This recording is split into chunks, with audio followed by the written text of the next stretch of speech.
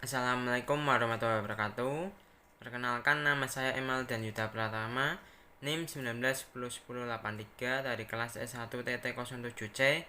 Cita-cita saya ingin menjadi PNS. Di sini saya akan menjelaskan modul mata kuliah praktikum pemrograman lanjut modul 1, dasar pemrograman berorientasi objek. Langsung saja ke tujuan. Yang pertama, mengetahui arti dan fungsi pemrograman berorientasi objek atau PBO dalam pemrograman. Yang kedua, memahami penggunaan PBO dalam listing program. Yang ketiga, mengetahui keunggulan PBO dalam suatu program. Yang keempat, membuat program sederhana dengan menerapkan konsep PBO. Dasar teori 1. Pemrograman berorientasi objek.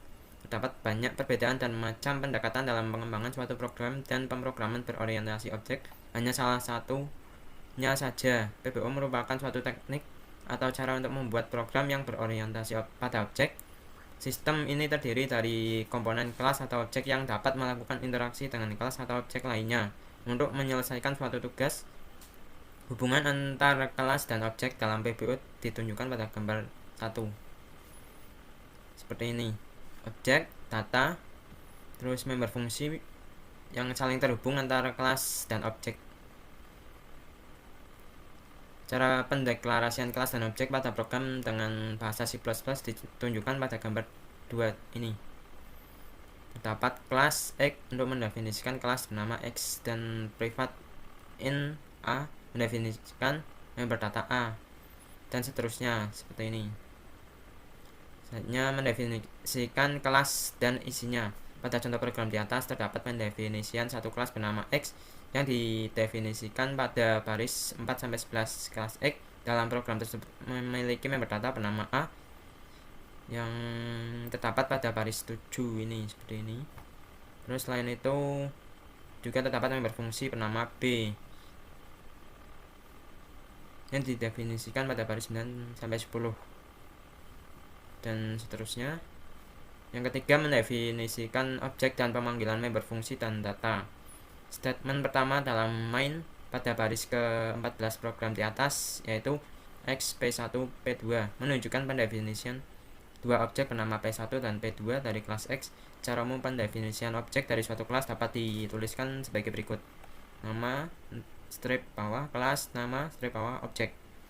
Baris berikutnya dalam program di atas menunjukkan bagaimana untuk memanggil member atau member fungsi dari kelas objek yang ditunjukkan pada baris ke-16-17 sebagai berikut: P1 B dan P2 A. Baris program di atas menunjukkan bahwa objek P1 memanggil member fungsi B dan P2 memanggil member data A dengan bantuan operator period dot. Hal ini disebabkan A dan B merupakan member dari kelas, maka untuk memanggilnya harus dihubungkan dengan objek dari kelas tersebut. Secara umum, pemanggilan member fungsi atau data oleh objek dari kelas adalah sebagai berikut.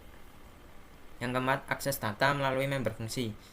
Seperti yang telah dijelaskan sebelumnya, member data yang diletakkan dalam privat hanya dapat diakses oleh member fungsi dalam kelas yang sama. Gambar 3 menunjukkan listing program untuk masukkan nilai ke dalam data yang terdapat dalam privat melalui member fungsinya. Seperti ini. Baik, yang kelima, konstruktor. Ketika banyak objek yang dibuat, maka akan lebih mudah jika objek dapat menginisialisasi dirinya sendiri ketika pertama dibuat, tanpa membutuhkan panggilan ke member fungsi. Inisiasi otomatis ini dapat dilakukan dengan menggunakan member fungsi khusus disebut konstruktor.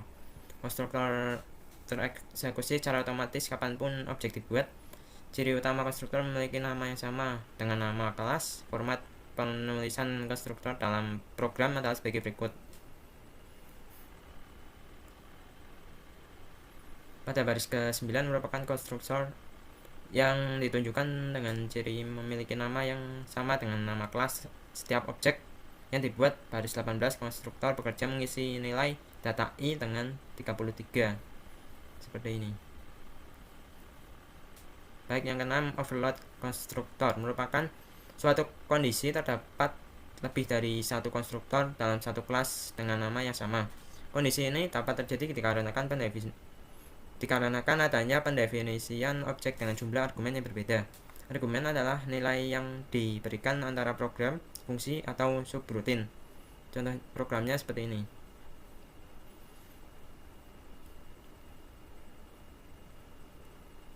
Baik, langsung ketujuh, fungsi yang didefinisikan di luar kelas. Member fungsi tidak harus selalu didefinisikan di dalam kelas.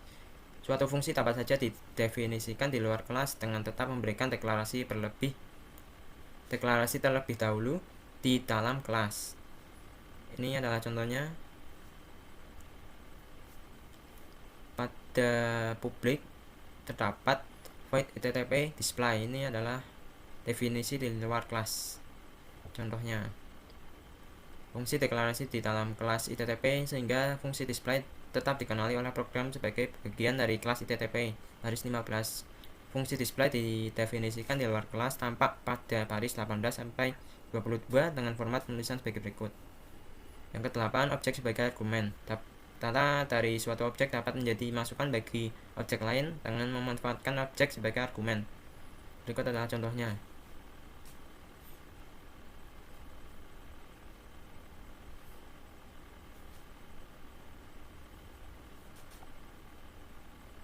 Pemanggilan data pada tiap objek ditunjukkan pada baris 24 sampai 30.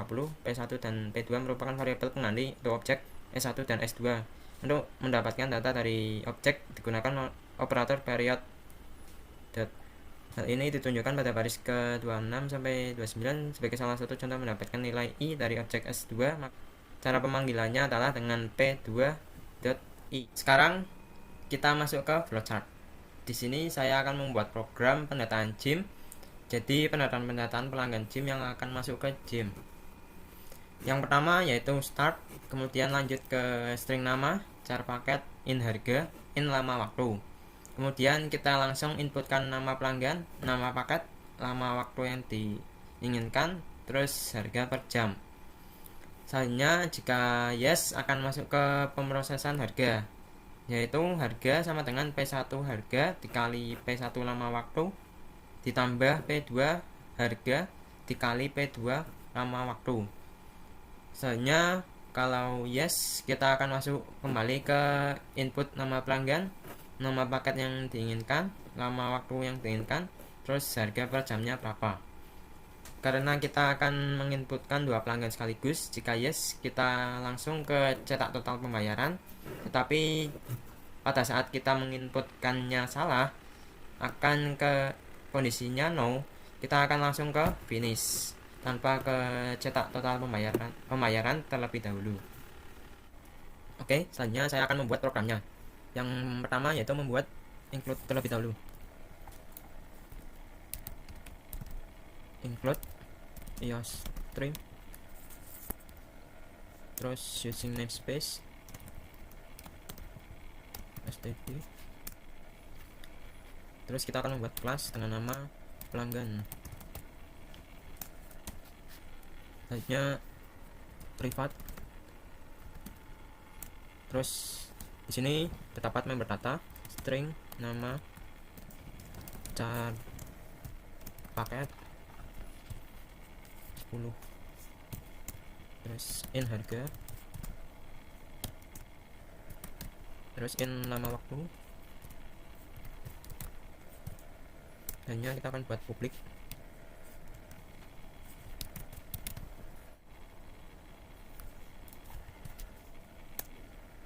Terus void get data, void total value.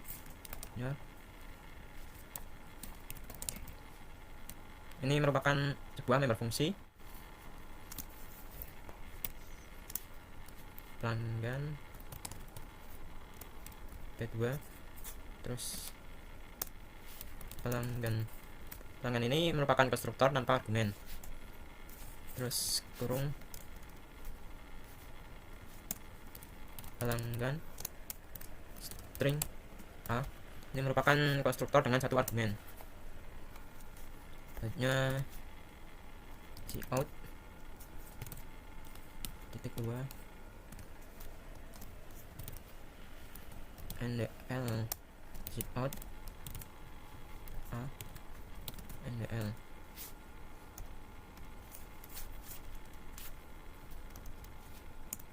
Terus kita buat void lagi pelanggan get data data ini berfungsi sebagai definisi fungsi di luar kelas. Selanjutnya kita akan buat masukkan nama pelanggan dan seterusnya. Cout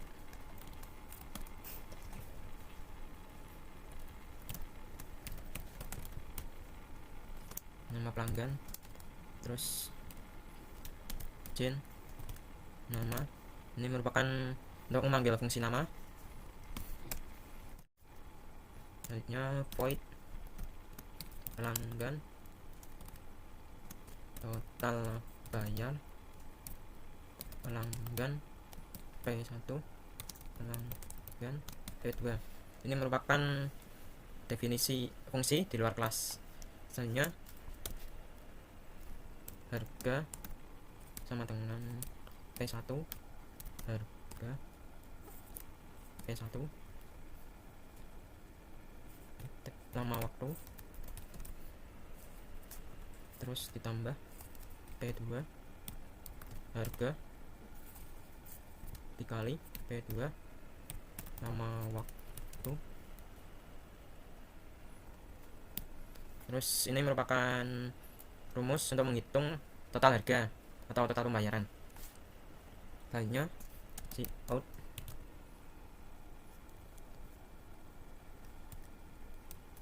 pembayaran total P1 paket dan P2. Terus P2 paket cout adalah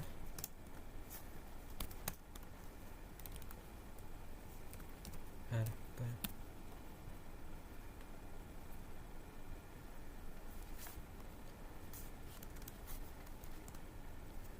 selanjutnya kita akan membuat inline-nya. Yang pertama yaitu pelanggan O1, O2 dan T1. Ini merupakan pendefinisian dari objek pelanggan 1 dan pelanggan 2. Hanya terus di sini kita akan membuat nama paketnya, yaitu nama paket yang diinginkan, handle cout. Nama paket yang pertama yaitu kelas umum, terus handle. Yang kedua yaitu kelas pelajar,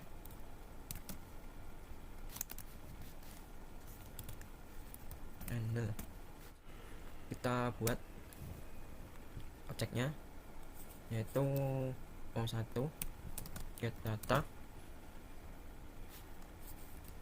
terus cout pembayaran total.